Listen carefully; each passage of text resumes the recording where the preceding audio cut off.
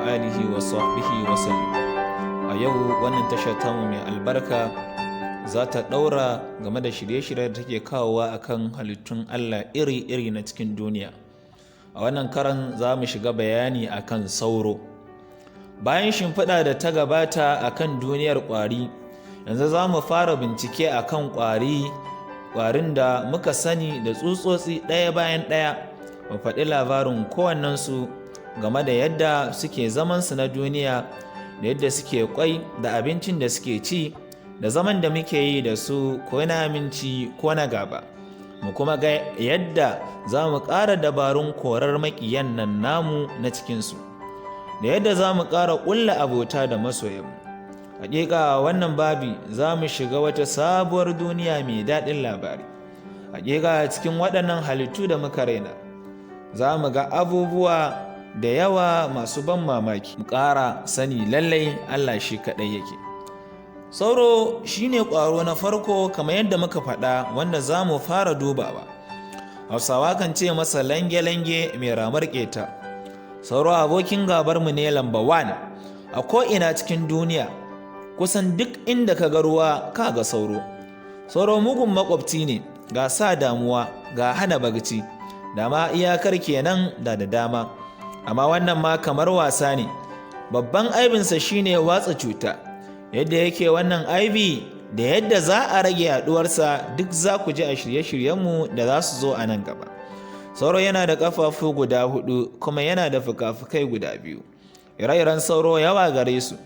Malamai masana ƙidaya har sun kai ga samun iri 3,500 daban-daban a wannan shekarar da ta gabata ta 2019. Kowane iri kuwa da sunansa, amma mu nan za mu bayyana iri 3 kawai. Sannan a shirye-shiryenmu na gaba za mu bayyana irin cututtukan da suke kawowa domin mu fahimta, sannan kuma mu gane bambancin da yake tsakaninsu. Sauro na farko shine sauro mai kawo zazzabin malaria.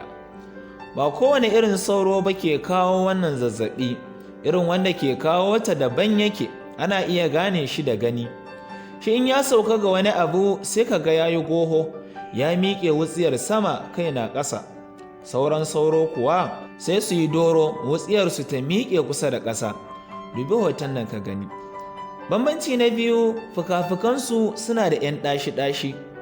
Bambanci na uku, 'ya'yansu wato matsatsaku ko 'ya'yan randa, in suna cikin ruwa sai ka gansu shame-shame sun miƙe cikin ruwa daga bisansa.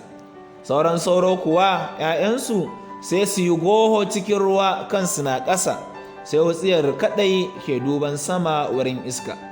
Sukan nasa ƙwansu a ko'ina inda akwai ruwa kwance, ko cikin 'yan gurabu da ruwa ke taruwa, ko a tsofaffin gwangwanaye, ko a kwasko inda ruwan sama ya taru mai kyau ko gurɓatacce duk ɗaya ne.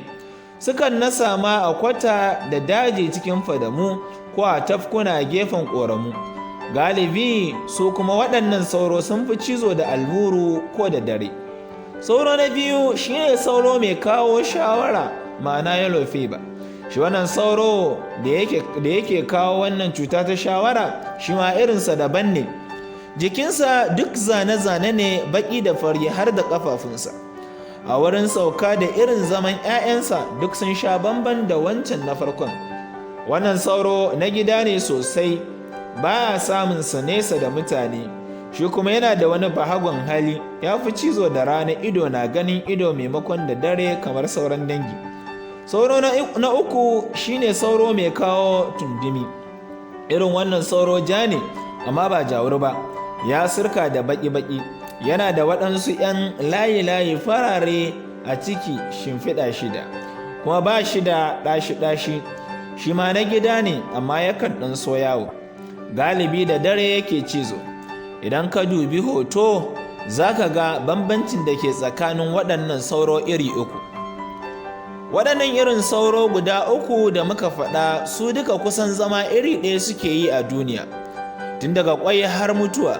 Da farko su nasa ƙwai a bisa ruwa. Idan ka sa ido ga ruwa wanda ba a kwashe ba, ko kuma wanda ba a kwashewa, yana kwance kamar kwana 3 ko 4, za ka gansu 'yan baƙaƙe. sauran malaria in zai nasa kwai ɗaiɗai yake nasa su, amma sauran tundumi shi sai ya tara su liƙe da juna kamar guda 100. Bayan kwana 1 ko 2 sai su ƙyanƙyashe 'ya'ya su fito. Kasan ko 'ya'yan ba sauro ba ne, matsatsaku muke kiransu ko 'ya'yan randa. Sai su yi ta iyo cikin ruwa suna neman abinci. Abincinsu kuwa 'yan ƙananan tsirrai ne da abubuwa masu rai na cikin ruwa. In kuwa yunwa ta faɗa musu, ba su yin wata-wata sai su hau juna da ci. Ko da yake cikin ruwa 'ya'yan randa suke, duk da haka su ba su iya shaƙar iska da ke ciki kamar kifaye. Tilas in za su shaƙi iska sai sun hawo sama sannan su shaƙa a waje. Yadda suke yi kuwa, idan sun zo saman ruwa sai su turo wutsiyarsu waje su shaƙi iska da ita, domin daman ita ce a bar numfashinsu.